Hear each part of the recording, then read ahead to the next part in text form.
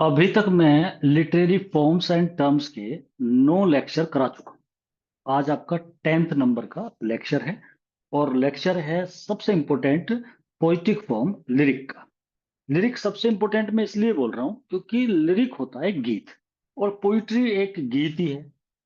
हर चीज की आप ये मतलब एक लिरिक में एक खासियत और भी है। अगर 4 ऑप्शन कभी आपके आ जाए कि भाई ये बैलिड है, एलिजी है, मैं सब आपको करा चुका हूँ आपसे पहले। सोनेट पूछ ले आपसे, एपिक पूछ ले, ड्रामेटिक मोनोलॉग, तो सबकी हमें एक पहचान होती है। भाई सोनेट है तो वो 14 लाइन्स का है, एलिजी है तो उसमें एक दुखद गीत है, ओड है तो वो एड्रेसिंग है, बैलेड है तो उसके अंदर एक कहानी है, इपिक है तो एक लॉन्ग नैरेटिव पोयम है, बुक्स में लिखी गई होगी। तो ड्रामेटिक मोनोलॉग है तो एक व्यक्ति बोल रहा होगा, सब सुन रहे होंगे, मतलब सबकी एक अपनी स्पेशल क्वालिटी होती है। लेकिन लिरिक एक ऐसा होता है कि जिसका इस तरीके से कोई स्ट्रक्चर नहीं है बना हुआ। अब इसमें तो एक सीधी सी बात है भाई, अगर पोइट अपने इमोशंस दिखा रहा है, इमोशन दिखा रहा है और सब्जेक्टिव मैनर यूज कर रहा है, मतलब अपने बारे में बात कर रहा है। अब अपने बारे में बात तो सोनेट में भी होती है। अपने बारे में तो बात वो सोनेट के अंदर भी करता है, ड्रामेटिक मोनोलॉग में तो चलो वो एक कैरेक्टर ले लेता है और उस कैरेक्टर से बात को घुमाता है, बैलेड में भी एक कहानी होती है। लेकिन सोनेट के अंदर अपने बारे में ही बात करता है, वो ओड में एड्रेसिंग होती है पोयम। तो कुल मिलाकर के जैसे सोनेट है वो भी, वो अपनी पर्सनल फीलिंग्स उसके अंदर दिखाता है। अब इसमें भी पर्सनल फीलिंग दिखा रहा है, लेकिन उसका तो एक स्ट्रक्चर है ना, 14 लाइन्स में होगा वो। तो लिरिक में मतलब एक सबसे पुरानी जड़ अगर देखें तो वो लिरिक है। अगर कभी आप कंफ्यूज हो जाओ, 4 ऑप्शन दे दे कि भाई ये क्या है, आपको समझ ना आ रहा हो कि भाई ये क्या चीज है, समझ नहीं आ रही, तो वो लिरिक ही निकलेगा। मतलब उस समय अगर नेगेटिव मार्किंग नहीं है तो फिर हमें लिरिक पे ही लगा के आना चाहिए। अगर बिल्कुल आपको पता ही ना लगा, आपको लग रहा है कि भाई इसमें तो कोई स्टोरी भी नहीं है, ये कोई एड्रेसिंग भी नहीं है, 14 लाइन्स वाली भी पोयम नहीं है, तो ऐसी पोयम लिरिक ही निकलती है। तो लिरिक एक गीत है जिसके अंदर इमोशंस निकल के आते हैं पोइट के। शॉर्ट पोयम होती है, लंबी हो सकती है पर ज्यादा लंबी नहीं होती। अब शॉर्ट तो वही बात आएगी, फिर सोनेट भी होता है तो कभी कभी छोटा बैलेड भी हो जाता है। तो कुल मिलाकर के सबसे बड़ी बात यह होती है कि इसके अंदर पोइट के इमोशंस होते हैं, उसकी फीलिंग्स, थॉट, इमोशंस। अगर आपको एक लाइन में कोई पूछने लगे भाई लिरिक की परिभाषा बताओ, तो आप ये कहोगे कि in which poem poet expresses his personal feelings and emotions, thoughts, मतलब थॉट्स, फीलिंग्स एंड इमोशन को प्रेजेंट करता है, इट इज कॉल्ड लिरिक। उसे हम लिरिक। अब उसके विचार तो आपको और पोयम में भी देखने को मिलते हैं, लेकिन इसका कोई स्ट्रक्चर नहीं है, सोनेट का है। सोनेट में भी उसकी पर्सनल फीलिंग्स ही आती है। एक ये, और ये लायर पे एक लायर वाद्य यंत्र है, उस पे वो म्यूजिकल इंस्ट्रूमेंट है, उसे बजाया जाता था, तब उस पे गाते थे लिरिक को, पहले था अब नहीं। अब वो लायर का कोई जरूरत नहीं होती क्योंकि अब पोयम में रिदम बना दी, राइम स्कीम हो गई, और ये मीटर वगैरह जो होते हैं ना, इससे रिदम बनती है। अनस्ट्रेस स्ट्रेस जो होता है ना, ये रिदम होती है। आप तो इसे यूं ही रट लेते हो, लेकिन अगर पूछो ना, रिदम होती है। तो अब रिदम इससे बनने लगी। पहले जब गाए जाते थे तो वो इंस्ट्रूमेंट बजाया जाता था, तो उसमें वो म्यूजिक, वो ऐसा ही यू के आकार का होता है, वीणा सी, यू आकार का, यू शेप होती है, और उसमें तार से बंधे रहते हैं, वो होता है लायर, LYRE। तो लायर वाद्य यंत्र था, इंस्ट्रूमेंट था, म्यूजिकल इंस्ट्रूमेंट था, उस पे गीत गाए जाते थे। वहां से ये लिरिक उसे बोला गया है, तो लिरिक है तो लायर उस पे गाया जाता है। तो ये भी क्वेश्चन क्योंकि आया हुआ है। और एली, जैसे एलिजी है वो ग्रीक वर्ड से ली गई है, बिल्कुल सेम ऐसी सोनेट इटली से लिया गया है। जो लिरिक है ये भी ग्रीक से ही, इसकी भी जो प्रोडक्ट मतलब माना जाएगा वो ग्रीक का ही है। तो लिरिकोस एक वर्ड था, वहां से लिरिक लिया गया है, जिसका मतलब गाना ही होता है, सॉन्ग के लिए होता है। इसके क्वेश्चंस को देखेंगे एक एक करके। तो 204 नंबर, 204 नंबर क्वेश्चन है, 203 तक मैं आपको करा चुका हूँ। तो लिटरेरी फॉर्म्स एंड टर्म्स में ही नेक्स्ट पार्ट है ये। इससे पहले मैं आपको कई चीजें, मतलब कितनी फॉर्म, और अब जैसे पोइट्रिक फॉर्म मैंने कराई है आपको, चाहे उसमें ड्रामेटिक मोनोलॉग है, सोनेट है, एलिजी है, आपकी इपिक के बारे में करा दिया, और सोलेलिक और एसाइड भी बताए थे मैंने। तो ये सब फॉर्म्स मैं ऑलरेडी करा चुका हूँ आपको, और बैलेड भी करा दिया आपको। तो अब लिरिक की बात करेंगे आज। तो लिरिक क्या होता है, हल्की मैंने बताया आपको, मेन तो ये है, बाकी इसकी छोटी छोटी चीजें और देख लेते हैं। A lyric is a short poem. तो शॉर्ट पोयम में सोनेट भी शॉर्ट ही पोयम होती है, लेकिन उसका स्ट्रक्चर बिल्कुल फाइनल है, वो डेफिनेट होता है, वो 14 लाइंस होती है। इसके अंदर ऐसी कोई बाउंड्री नहीं है, कोई आपको बाउंडेशन नहीं है कि आप 14 लाइन में ही रहोगे, तो ऐसी कोई बाउंडेशन नहीं है। तो लिरिक एक छोटी सी पोयम होती है जिसमें पोइट एक्सप्रेस करता है अपनी पर्सनल फीलिंग्स, दिखाता है थॉट्स, दिखाता है इमोशंस, दिखाता है सब्जेक्टिव वे में दिखाता है। तो सब्जेक्टिवनेस तो है ही, सब्जेक्टिव क्या होता है, व्यक्तिगत अपने बारे में। ऑब्जेक्टिव होता है बाहरी, जैसे बैलेड है, बैलेड में कहानी है, तो वहां बैलेड में कोई स्टोरी होती है तो वो क्या होगा कि वो ऑब्जेक्टिव होगी। जैसे इपिक है, इपिक में कोई गाथा होती है, लीजेंड, तो वो पोइट की नहीं है गाथा। वो जैसे पैराडाइज लॉस्ट है, या आप उसकी बात कर लो, इलियड है, ओडिसी है, ट्रॉय की बात चल रही है, महाभारत है, तो जिसने लिखी है उसकी बात नहीं हो रही है ना, पोइट के अपने पर्सनल इमोशंस नहीं हो रहे, तो वो ऑब्जेक्टिव है। सब्जेक्टिव क्या होता है, जैसे सोनेट है, सोनेट के अंदर पोइट अपनी बात करता है, अपने बारे में बताता है, लव के ऊपर सोनेट लिखे गए हैं, तो वो अपने लव की बात कर रहा है। फ्रेंडशिप के ऊपर है, विलियम शेक्सपियर ने लिख दिए, अपने दोस्त की अपनी बात इस तरीके से करता है। इसीलिए वर्ड्सवर्थ ने कहा था कि विद दिस की शेक्सपियर अनलॉक्ड हिज हार्ट। तो अब ये वाली बात तो देखो हमारी यहाँ पे भी, अगर लिरिक में हटा दूं कि एक छोटी पोएम जिसमें पोइट एक्सप्रेस करते हैं personal feelings, thoughts and emotion, और सब्जेक्टिव वे में, तो ये सारी बात सोनेट पे भी लागू हो रही है। लेकिन सोनेट में बड़ी बात ये होती है कि उसमें 14 लाइंस का स्ट्रक्चर जो होता है, बाउंड्री होती है, आप बाउंडेड हो कि आप 14 लाइंस में आपको कंप्लीट करना पड़ेगा सोनेट। इसमें ऐसा कुछ नहीं होता, ठीक है ना। उसमें स्ट्रक्चर भी होता है, 8 और 6 वाला चलेगा, या तो ऑक्टेव सेस्टेट वाला, या 3 क्वार्टन्स वाला, विलियम शेक्सपियर वाला, 3 क्वार्टन्स और एक कपलेट वाला होगा। ऐसा कुछ नहीं है इसके अंदर, लिरिक के अंदर। तो लिरिक सब्जेक्टिव होता है, ये भी ध्यान रखना है, ठीक है। लिरिक वाज संग ऑन एन इंस्ट्रूमेंट लायर, ये क्वेश्चन भी कई बार पूछा गया है कि ये गाया जाता था। भाई लिरिक पहले कभी, जब ये ग्रीक की अगर हम बात करें तो वहां पर जो ये गाया जाता था, लिरिक माने गाना है, हो गया गीत, अपना पोइट का अपनी पर्सनल फीलिंग्स दिखा रहा है, वो गीत गा रहा है, हर्ट से निकलती है बिल्कुल बातें। वो जो गाया जाता था वो एक वाद्य यंत्र पे गाया जाता था, एक इंस्ट्रूमेंट था, म्यूजिकल इंस्ट्रूमेंट, जिसका नाम है लायर। तो लायर वर्ड पूछ लेते हैं, कौन से इंस्ट्रूमेंट पे गाया जाता है, लायर पे। तो ये भी है इसका, लायर पे गाया जाता था ये। Lyre is the name of musical instrument, तो मैं आपको बता रहा, ये भी पूछा जा सकता है क्वेश्चन कि लायर क्या है। तो एक म्यूजिकल इंस्ट्रूमेंट है, यू आकार का होता है, तार बंधे रहते हैं, इसे ऐसे बजा देते तो तब ये लायर पे गाया जाता था। A lyric appeals to heart not mind, तो ये बात तो मैं बता चुका हूं भाई, जो फीलिंग्स आ रही है हमारी निकल करके, जो भी फीलिंग्स थॉट्स ये जो आती है, भावनाएं आपकी, इमोशंस आते हैं, ये हर्ट से ही आते हैं। तो लिरिक जो होता है वो हर्ट से अटैच होता है, माइंड से नहीं होता। तो इसका मतलब पोइट के दिल से निकलती है आवाज, तो वो लिरिक हो। 209 जो है, 209 number question.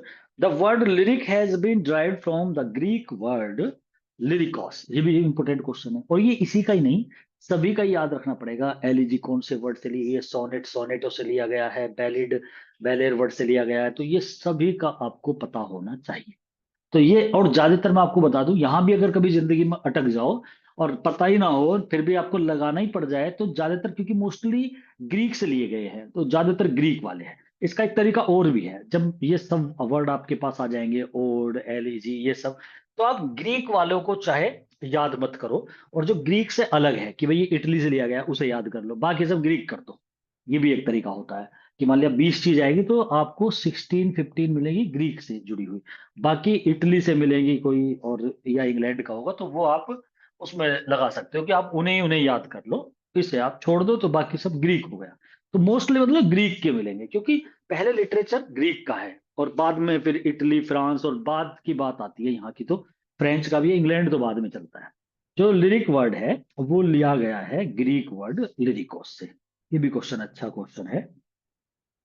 Lyric is A personal poem which is full of subjectivity, तो ये भी क्वेश्चन बताने की जरूरत नहीं है। जब आप समझ गए कि लिरिक क्या होता है, तो सीधी सी बात है, वो पर्सनल ही है भाई, इम्पर्सनल तो है ही नहीं, पर्सनल है लिरिक। वो बात एक अलग है कि कुछ लिरिक इम्पर्सनल वे में भी लिखे गए हैं, उन्हें भी बताऊंगा किस तरीके से। लेकिन लिरिक जो होते हैं अधिकांश मोस्टली वो पर्सनल होते हैं, अपनी फीलिंग बताई जाती है, और जो चीज पर्सनल होती है उसे ही हम सब्जेक्टिविटी कहते हैं। वो सब्जेक्टिविटी व्यक्तिगत होता है, वो ऑब्जेक्टिविटी जो पर्सनल नहीं होता। जो टोन होती है ना लिरिक की, वो इंटेंस माने अत्यधिक तीव्र इमोशनल होती है। जो उसकी टोन होती है, मतलब जब गाया जाता है वो इमोशनल, ज्यादातर हमारे फीलिंग्स, हमारे से मतलब है पोइट की फीलिंग निकल के आती है, तो इमोशनल टोन पे होता है लिरिक। वही बात बार बार आ रही है। Lyric is the cry of poet's heart and soul. ये चीख है, पुकार है पोइट के अंदर के हर्ट की। तो सारी क्वेश्चन एक ही बात शो कर रहे हैं कि पोइट की फीलिंग्स निकल के आती है लिरिक के अंदर, सब्जेक्टिविटी होती है, इमोशंस होते हैं, उसकी अपनी फीलिंग होती है, और वो हर्ट से जुड़ा होता है, ना कि माइंड से। जो इमोशंस है पोइट्स के, लव, जैसे पोइट का लव हो सकता है, हेट, होप, डिजेक्शन, ये सब लिरिक में एक्सप्रेस हो, मतलब उसकी घृणा, उसकी कोई आशाएं है, उसकी कुछ निराशाएं है। ज्यादातर तो डिजेक्शन देखने को बहुत मिलती है, और लव भी, लव की थॉट्स, हेट के, मतलब इसमें और भी हो सकती है एक्सेट्रा। तो पोइट की अपनी, उसकी अपनी जीलियसी भी हो सकती है, उसके अपने लाइकनेस, उसके लव, ये सब उसकी जो फीलिंग्स, मतलब फीलिंग के नाम हो गए, तो ये सब देखने को मिलते हैं। नेक्स्ट क्वेश्चन है स्पॉन्टेनिटी। ये वर्ड सुनते ही आपके वो लाइन याद आ जानी चाहिए विलियम वर्ड्सवर्थ की, जो उसने प्रीफेस टू लिरिकल बैलेड में पोइट्री के बारे में लिखी थी, कि poetry is the spontaneous overflow of powerful feelings. तो पोइट्री स्पॉन्टेनियस पावरफुल ओवरफ्लो है, और पावरफुल फीलिंग्स का, तो मतलब जो पोइट की पावरफुल फीलिंग्स होती है, वो स्पॉन्टेनिटी होती है, स्वच्छंदता, अपना आप ही निकलना। तो poetry is the spontaneous overflow, अपना आप ही ओवरफ्लो हो जाती है पावरफुल फीलिंग का। मतलब जब इंसान के अंदर, पोइट के अंदर बहुत ज्यादा फीलिंग्स आ जाती है किसी चीज को देख करके, अंदर ही अंदर सोचने लगता है, और बहुत सारी फीलिंग्स आती है, और वो अपना आप ही फिर निकल जाती है पोइट्री, वो स्पॉन्टेनिटी, अपना आप निकलना, स्वतः ही। जैसे कोई इंसान डांस देख रहा है, उसके पैर अपने आप चलने लगे। जैसे कोई इंसान खड़ा है और वो गाने, माहौल ऐसा हो गया तो शेर शायरी करने लगे अपने आप, तो वो स्पॉन्टेनिटी होती है, और वही लिरिक होता है, ये माना जाता है वही लिरिक है। तो spontaneity is also the main characteristic of lyric. Lyric का ये भी कैरेक्टरिस्टिक है। विलियम वर्ड्सवर्थ की लाइन इस पे बिल्कुल अटैच हो रही है। वो भी ऐसा ही बोलता था, और वर्ड्सवर्थ एक बहुत बड़ा लिरिक पोइट है, तो विलियम वर्ड्सवर्थ ने बिल्कुल सेम ऐसे ही बोला है। Lyric was introduced into England by Thomas Wyatt. अब ये चीज मैं सोनेट में मैंने आपको कराई थी, आप याद करो, मैंने आपको बताया था 1527 में वो गए थे वाट एंड सरी। 1557 में उन्होंने पब्लिश कर दिया था टोटल्स मिसलेनी। वो इंग्लैंड में आए, आने के बाद जब इटली विजिट करने गए थे, तो वहां से सोनेट की फॉर्म लेकर आए थे। तो क्वेश्चन बनता है, सोनेट को किसने इंपोर्ट करा इंग्लैंड के अंदर? तो वाट एंड सरी। और पहली एंथोलॉजी लिखी थी, कलेक्शन ऑफ पोएम्स था, जिसमें लगभग 300 के आसपास थी। वाट ने लिखे, सरी ने लिखे, थॉमस मूर ने भी लिखे उसके अंदर, और अदर राइटर्स, अननोन राइटर्स, सबने मिलकर के एक एंथोलॉजी लिखी गई। इन्होंने, मतलब कुल मिला के इन्होंने उसे पब्लिश नहीं करा, मतलब ये सब राइटर थे, और राइटरों को मिला करके जो रिचार्ड टोटल, टोटल नाम जो है वो एक पब्लिशर का है, उसने क्या करा, सबकी पोएमों को इकट्ठा करा। कुछ लिरिक थे, कुछ उसमें मतलब जो लिरिक थे, कुछ सोनेट थे, और इस तरीके से सबका मिक्सअप करके और वो पब्लिश कर। तो सोनेट भी थे उसके अंदर, लिरिक भी थे उसके अंदर। तो सोनेट ये लेके आए थे पेट्रार्कन सोनेट, सरी ने चेंज कर दिया था ना उसका, अपना एक अलग बना दिया था चार चार वाला। तो वो सब उसमें टोटल्स मिसलेनी में पब्लिश किए गए थे। अब टोटल्स मिसलेनी में जब पब्लिश किए गए, वहां से मतलब वो एक पोइट्री बहुत ज्यादा यहाँ निकली है। भाई इससे पहले चौसर ने लिखा, छोटे छोटे से और पोइट आते रहे, लेकिन जो एकदम पूरा का पूरी एंथोलॉजी, मतलब एक पोइटिक कलेक्शन निकल के आई। अब तक तो एक एक पोएम देख रहे थे हम, अब इकट्ठी पोएम आ गई इतनी, 250-300 पोएम। तो ये इंग्लैंड में एक मतलब एक पोइट्री का बहुत अच्छा सा, मतलब ये समझो कि ग्रो करी बहुत ज्यादा पोइट्री। और यहाँ पर इसीलिए हम कहते हैं कि लिरिक को जो इंट्रोड्यूस करा, वो सोनेट तो इन्होंने करी थी, lyric was introduce into England by Thomas Wyatt. पहले ड्रामे, पोइटिक पोम, ये सब चल रहे थे। जैसे चौसर था तो उसने लेंथी पोएम लिखी, लॉन्ग नैरेटिव पोएम। जो लिरिक छोटी छोटी पोएम वाला जो सिस्टम आया, वो कहीं ना कहीं यहाँ पे आया, और इसे लेकर के आते हैं वाट एंड सरी, और सोनेट में भी इनका ही नाम आता है। तो वाट ने, थॉमस वाट जो थे, उन्होंने इंग्लैंड के अंदर लिरिक को इंट्रोड्यूस करा। Love lyrics of Wyatt and Surrey made England a nest of singing bird. अब ये कहते हैं ना, एक घोंसला बन गया था इंग्लैंड, किस चीज का? सिंगिंग बर्ड का, चहचहाती हुई। ये पक्षी जो है ना, गाते हुए पक्षी, ये इस पोइट्स के लिए है। मतलब जो पोइट्स थे ना, उन्होंने बहुत सारी पोएम्स निकाली। तो पोएम क्या है? गीत है। और पोइट गाते थे ये पक्षी है एक तरीके से। तो नेस्ट ऑफ सिंगिंग बर्ड जो कहा गया है इंग्लैंड को, वो यहीं का टाइम था। इसी समय वाट एंड सरी रहे, फिर यहीं इनके टाइम के आसपास फिर स्पेंसर सिडनी आ गए, फिर विलियम शेक्सपियर जैसे राइटर आ गए। तो एलिजाबेथन एज जो हुई इसके थोड़े से बाद में, वो सब नेस्ट ऑफ सिंगिंग बर्ड रहा। ये मतलब एक सबसे पीक टाइम है लिटरेचर का, जो बहुत तेजी के साथ उठा है और फिर तो आज तक चलता ही रहा। तो लिरिक जो थे, लव लिरिक्स वाट एंड सरी ने जो है वो स्टार्ट करे थे। There are two types of lyric, भी दो तरह के हुए। ज्यादातर 95% ये पर्सनल लिरिक होते हैं। कुछ इम्पर्सनल लिरिक भी होते हैं, जो मैरिज पे किसी पे वहां गाने गा दिए जाते हैं। कोई इवेंट्स पे कोई घटना कुछ ऐसी हो गई है, तो उसमें जो है कोई फेस्टिवल आ गया, तो वहां पर वो इम्पर्सनल लिरिक होते हैं। तो लिरिक दो तरीके के दिखा दिए। इन पर्सनल लिरिक में पोइट एक्सप्रेस करता है पर्सनल फीलिंग, जो अब तक मैं बता ही रहा था आपको। लेकिन जो इम्पर्सनल लिरिक होते हैं उसके अंदर पोइट सेलिब्रेट करता है some public event, festival, marriage etcetera. तो कोई पब्लिक इवेंट हो गई, कोई फेस्टिवल है, मैरिज है, कोई उत्सव है, कुछ एनिवर्सरी वगैरह कुछ, मतलब ऐसा कुछ होता था, तो वहां पर भी लिरिक गाया जाता था। लेकिन वो पर्सनल नहीं होता था, भाई दूसरे की मैरिज पर आप अपने गीत थोड़ी गा दोगे। भाई आप ऐसा थोड़ी कर सकते हो कि शादी दूसरे की हो रही है, आप अपनी फीलिंग्स को निकाल रहे हो। वो हालांकि होता है ऐसा भी, लेकिन कुछ मूवीज में कुछ ऐसे गाने हैं भी। लेकिन वहां पर ये जो था, मतलब ये बताया जा रहा है दूसरे की शादी पे आप गाओगे तो एक ऐसा ही गाना गाओगे शादी से जुड़ा हुआ। तो वो लिरिक होते थे, वे भी बहुत कम गाए गए। लेकिन उन्हें इम्पर्सनल लिरिक कहते हैं। लिरिक मोस्टली पोइट अपने विचारों को, अपनी फीलिंग्स को निकालता है, तो वो ज्यादातर पर्सनल लिरिक होते हैं। इम्पर्सनल भी होते हैं, बहुत कम। PB Shelley is the best lyric poet in England. जो लिरिसिस्ट है, अगर लिरिक में सबसे बड़ा नाम अगर आता है तो वो पीबी शैली का आता है। मैं आपको एक चीज और बता चुका हूं पहले से, जब भी हम कोई चीज पढ़ते हैं तो हमें ये ध्यान होना चाहिए कि ये किसने तो स्टार्ट करा। तीन तीन बात ध्यान रहनी चाहिए। ध्यान तो चार बात होनी चाहिए। अब आप समझो, क्या मान लिया आप लिटरेरी फॉर्म्स कुछ भी पढ़ रहे हो, चाहे आप ड्रामेटिक मोनोलॉग कर रहे हो, आप बैलेड कर रहे हो, इपिक कर रहे हो, ओड कर रहे हो, कुछ भी पढ़ रहे हो, एक बात आपके माइंड में सबसे पहले तो ये होनी चाहिए, ये प्रोडक्ट कहाँ का है, भाई ये कहाँ स्टार्ट हुआ था। एक तो ये बात। सेकंड थिंग, ये होती है कि ये इसका मतलब क्या है एक लाइन में। वैसे तो 8-10 कैरेक्टरिस्टिक्स हो जाते हैं किसी किसी चीज के, कि भाई इसमें ये भी चीज मिलेगी, बैलेड है तो 4 लाइन भी मिलेगी, स्टोरी भी मिलेगी, वो एक अलग बात होगी। लेकिन एक जो सबसे बड़ी बात है उसकी, वो एक लाइन, भाई बैलेड है तो इसके अंदर क्या होगा, एक स्टोरी बताई जाएगी, कोई कहानी होगी। इपिक क्या है, एक लॉन्ग नैरेटिव पोयम है, किसी लीजेंड पर डिपेंड होगी। अब ऐसे तो मैं इपिक की बात बताने लगूँ तो ग्रांड स्टाइल भी होगी, इसमें सीरियस सब्जेक्ट लिया जाएगा, ठीक है, नैरेटिव पोयम होगी, फिर तो इन्वोकेशन होगी, किसी म्यूज की शुरुआत में ही वो करी जाएगी, मतलब इन्वोक किया जाएगा उसे। तो वहां पर उसकी प्रे करी जाएगी कि भाई मेरा महाकाव्य ऐसा लिखो। स्टाइल जो होगी वो ग्रांड होगी, ठीक, उसके लॉफ्टी वर्ड्स हो गए, एलिवेटेड लैंग्वेज होगी उसकी। अब ऐसे तो दुनिया भर के वार होगा, उसके अंदर युद्ध होगा।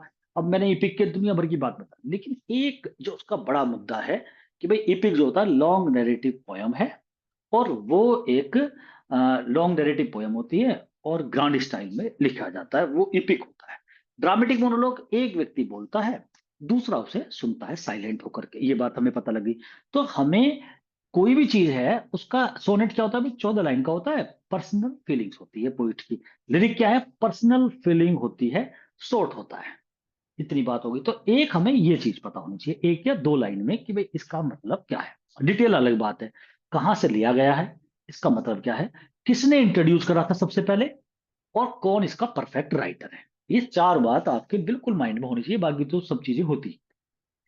क्योंकि अब मैं कहने लगूँ आपसे कि दो चार एग्जाम्पल भी पता होने चाहिए कि लिरिक के क्या है, ये अलग बात हो गई। लेकिन बड़ी बड़ी बातों में ये चार बात ध्यान है।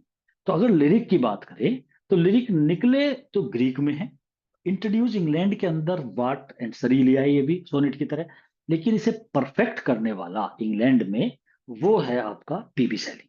तो पीबी शैली जैसे हीरोइक कपलेट की बात आती है तो परफेक्ट करने वाले ड्राइडन और पोप आए, उन दोनों में से भी एक नाम करे तो अलेक्जेंडर पोप का नाम आता है। और इंट्रोड्यूस करने की जब बात करेंगे तो चौसर का नाम आ जाएगा। तो ऐसे हमें ध्यान रहना चाहिए कि भाई किसने इंट्रोड्यूस कर दिया, किसने उसे परफेक्ट कर दिया। तो ये बात करेंगे पीबी शैली। और लिरिक बहुत ज्यादा चले हैं रोमांटिक एज में, चाहे वर्ड्सवर्थ है, एस टी कॉलरिज है, पीबी शैली है, कीट्स है। सभी बायरन, इन्होंने सबने लिरिक लिखे हैं। तो यहाँ पीबी शैली ने, क्योंकि पीबी शैली को एसी स्विनबर्न ने द परफेक्ट सिंगिंग गॉड कहा है। ये वाली लाइन बहुत बार पूछी भी गई है, द परफेक्ट सिंगिंग गॉड किसने कहा, किसे कहा। तो एसी स्विनबर्न ने इसे पीबी शैली को कहा। और क्यों कहा perfect singing bird? Singing bird मतलब गाना गाने वाला, लिरिक गाने वाला। तो जो लिरिसिस्ट है सबसे बड़ा, वो पीबी शैली है। द पीबी शैली की बात करें, PB Shelley is the best lyric poet in England में। बेस्ट लिरिक पोइट है पीबी शैली। पीबी शैली को ही बहुत आता है ये वाला question, the perfect singing God किसे कहा गया है।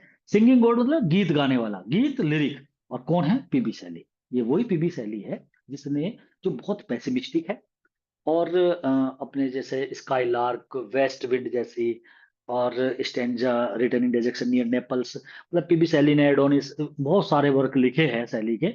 और इसने अपना एक क्रिटिकल वर्क भी लिखा। और ये पीबी शैली जो है रोमांटिक एज का, मतलब इसकी भी उम्र ज्यादा नहीं रही थी, हालांकि कीट्स से तो ज्यादा जिया था। कीट्स और पीबी शैली दोनों का एक साथ नाम चलता है, जैसे एसटी कॉलरिज का और वर्ड्सवर्थ का चलता है। ऐसे भी हमें गुच्छे से बना लेने चाहिए पोइटों के, वाट और सरी के एक साथ बना लेने चाहिए। विलियम शेक्सपियर को आप बेन जॉनसन के और क्रिस्टोफर मार्लो के साथ रख लो, तीन का एक अलग गुच्छा बना लो, ग्रुप बना लो, ठीक है। स्पेंसर के साथ सिडनी को जोड़ के रखो, तो हमें मतलब एक को याद करेंगे तो दूसरा और आ जाएगा, पता भी लग जाएगा ये किस किस एज के हैं। तो यहाँ पे वाट एंड सरी, स्पेंसर और सिडनी दो, और विलियम शेक्सपियर और बेन जॉनसन। और आप बेन जॉनसन के साथ आप क्रिस्टोफर मार्लो को कर लो। फिर आप इसके बाद बड़े बड़े पोइट की वगैरह, जैसे छोटे छोटे बहुत सारे आएंगे। तो यहाँ पर जॉन डन, मिल्टन, थोड़ा स्टेप बाय स्टेप, एक एक ही हो गए, तो एक साथ जुड़े हुए नहीं है ना, ऐसे फ्रेंडशिप है कोई। तो जॉन डन हो गया, मिल्टन हो गया। अब इसके बाद, जब मिल्टन के बाद अब आप अलेक्जेंडर पोप वाले में जब आओ, तो पोप को और ड्राइडन को एक साथ कर दो। और वहीं डॉक्टर जॉनसन फिर एक, क्योंकि वो बड़ा राइटर है। तो पोप और ड्राइडन तो इकट्ठे ही बोल लो चाहे, क्योंकि वो बिल्कुल साथ साथ काम हुआ है। तो Alexander pope, Dryden, doctor Johnson. और इसके बाद एकदम रोमांटिक एज आता है। रोमांटिक एज अपने आप में दो भागों में बटी हुई है।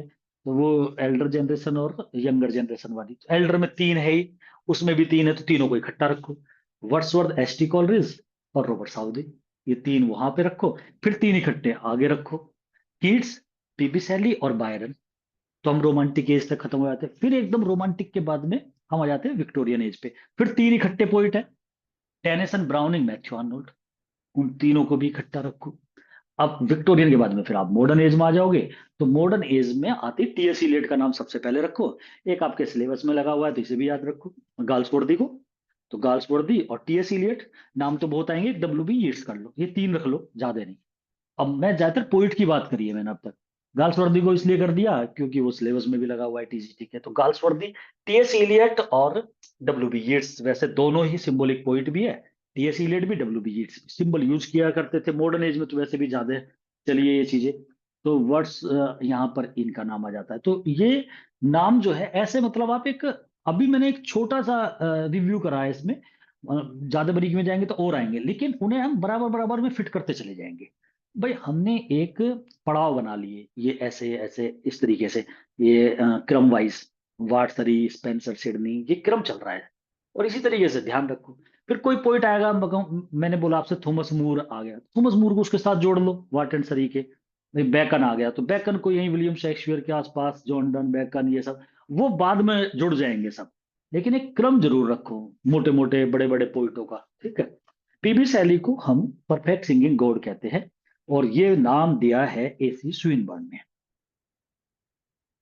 शैली के जो लिरिक्स है ना, उसके लिरिक को हमने चार भागों में बांटा है, अब चार पार्ट में बांटा है। ये चार प्रकार के उसके लिरिक बताए हैं। वो क्या करता था पीबी शैली, क्योंकि एक बड़ा लिरिक पोइट हो गया, तो उसके कुछ ज्यादा ही उसने हाथ पैर फैलाए हैं लिरिक के अंदर। मेन तो देखो ये पर्सनल लिरिक होते हैं, लेकिन उसने नेचर के ऊपर भी कुछ लिरिक लिखे हैं, तो उसे नेचर लिरिक्स हो गए। लव के ऊपर तो खैर सभी लिखते थे, तो लव वाले लिरिक हो गए। पर्सनल लिरिक में सब कुछ ही आ जाता है, पर्सनल। और एक प्रोफेटिक लिरिक है इसके। अब प्रोफेटिक होते हैं भविष्यवाणी करना, आगे के बारे में बताना। तो वो प्रोफेटिक होता है, प्रोफेटिक आगे की बात जिसमें फ्यूचर के बारे में बताया जाए, तो वो प्रोफेटिक लिरिक हो जाते हैं। तो कहीं ना कहीं वो बताता है कि हमें जो है फ्यूचर, जैसे इसमें उसने, पीबी शैली ने कई अपनी पोएम के अंदर वो अपने मतलब फ्यूचर में आने वाले थॉट्स को शो कर देता है, तो वो प्रोफेटिक होते हैं। प्रॉफिट वो होता है ना, भविष्यवाणी करने वाला। तो ये चार लिरिक, हालांकि क्वेश्चन नहीं पूछा जाता, लेकिन फिर भी चलो ध्यान रखो। रोमांटिक एज जो है, इसमें lyric became very popular and it achieved it's perfection. तो लिरिक ने अपनी परफेक्शन कहाँ प्राप्त करी? तो यहाँ पे करी। हीरोइक कपलेट ने कहाँ करी थी? न्यू क्लासिकल एज में। लिरिक ने कहाँ करी? ये रोमांटिक एज में करी। ये वैसे भी ये क्वेश्चन याद आ जाएगा आपके, क्योंकि जो परफेक्ट सिंगिंग गॉड जिसने परफेक्ट करी है, पीबी शैली, वो कौन सी एज का? रोमांटिक एज का। तो हमें ध्यान रहेगा कि भाई इसका मतलब परफेक्ट हो गए थे लिरिक इस टाइम पे। तो रोमांटिक एज जो है वो परफेक्ट। मिल्टन, अब नाम आ रहे हैं। अच्छा, लिरिक में तो आप सबके नाम भी लिखते चले जाओगे, सभी लिरिक लिख रहे थे। मिल्टन ने, जॉन डन ने, पीबी शैली ने। लिरिक तो गीत होता है simply. Wordsworth, Yeats, Tennyson, Browning, Matthew Arnold, सभी are the great lyric poets of in England. अब देख लेते हैं, इनका क्रम भी सेम चल रहा है, ठीक है। ऐसे थोड़ा बदल दिया, यीट्स बीच में फंस गया है यहाँ पे, बाद में आना चाहिए था। टीएस इलियड भी है वैसे तो टेनिसन पहले आना चाहिए था। चलो खैर, ये क्रम नहीं है मतलब कुल मिला के। अच्छा, इसमें नेक्स्ट क्वेश्चन है, सम इंपोर्टेंट लिरिक्स ऑफ इंग्लैंड के कुछ इंपोर्टेंट लिरिक्स। एक तो स्काई लार्क के बारे में, पीबी शैली ने, जिसमें वो लाइन है, बड़ी इंपॉर्टेंट लाइन है, we look before and after and pine what is not. हम बिफोर एंड आफ्टर देखते हैं, मतलब पिछला देखते हैं पास्ट का, और फ्यूचर का देखते हैं, और पाइन माने इच्छा करते हैं व्हाट इज नॉट, जो हमारे पास नहीं होता। इसीलिए हम ज्यादा दुखी है स्काई लार्क की अपेक्षा। तो स्काई लार्क से बात हो रही थी कि हे स्काई लार्क, तू तो इतना खुश रहता है पक्षी। स्काई लार्क हमेशा गाने गाता रहता है ना, तो तुम तो इतना खुश रहता है, हम क्यों दुखी है? तो हमसे मतलब ह्यूमन बीइंग। तो तब पोइट अपना आप बोलता है, we look before and after. हम बिफोर एंड आफ्टर देखते हैं ना, कभी पास्ट की बात देखते हैं, कभी फ्यूचर में कि भाई हमारा ये काम होगा नहीं होगा। तो हम इस वजह से ज्यादा दुखी हो जाते हैं, और उन चीजों की इच्छा करते हैं जो हमारे पास नहीं होता। तो लेकिन स्काई लार्क ऐसा कुछ नहीं करता, वो तो मस्त है, प्रेजेंट को जी रहा है और खुश है, गीत गा रहा है। तो स्काई लार्क से इस तरीके से कंपैरिजन करता है पोइट। और जो ये पोयम लिखी है, बहुत इंपॉर्टेंट पोयम है स्काई लार्क। और पीबी शैली आपके पीजीटी में लगा हुआ है, टीजीटी में नहीं है। कैननाइजेशन, अ वैलेडिक्शन फॉरवर्डिंग मर्निंग। तो कैननाइजेशन एक पोएम जॉन डन की है, एक वैलेडिक्शन फॉरवर्डिंग मर्निंग ये भी जॉन डन की है। कैननाइजेशन में जॉन डन लव के बारे में बताता है कि भाई कैननाइज हो जाना चाहिए, कैननाइज होना, अमर हो जाना चाहिए। तो अच्छा लव, सच्चा लव अगर होगा, तो जॉन डन अपनी वाइफ से कहता है, if we have true love then we will be canonize. हम कैननाइज हो जाएंगे अगर हमारा लव सच्चा है। तो कैननाइज होने का सबसे अच्छा तरीका है इमोर्टल होने का, अमर होने का, लिस्ट में आने का। कैननाइज हो जाना, एक उस लिस्ट में आना जिसमें इमोर्टल पर्सन होते हैं, उसमें आने का सबसे अच्छा तरीका है कि हमें एक दूसरे के प्रति सच्चा लव शो करना चाहिए। वो कैननाइजेशन में है। ए वैलिडिक्शन फॉरवर्डिंग मॉर्निंग, एक वैलिडिक्शन, एक विदाई, मना करते हुए कि भाई रोना नहीं है।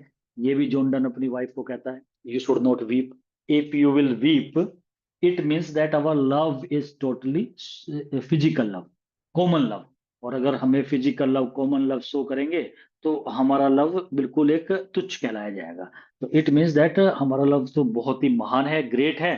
तो हमें रोना नहीं चाहिए। रोता वो है जो फिजिकल लव करता है। भाई जब विदा होंगे, बिछड़ेंगे, तो वो पर्सन वीप करेगा, वो रोएगा, वो मान करेगा, अगर वे फिजिकल स्ट्रक्चर से लव करते हैं। क्योंकि जब फिजिकल स्ट्रक्चर दूर हो जाएगा नजरों से, तो हमें परेशानी होगी, हम रोएंगे। लेकिन जो स्पिरिचुअल लव करते हैं वो कभी नहीं रोते, whether I am here and she is there. तो इस बात को बोलता है वो इसमें।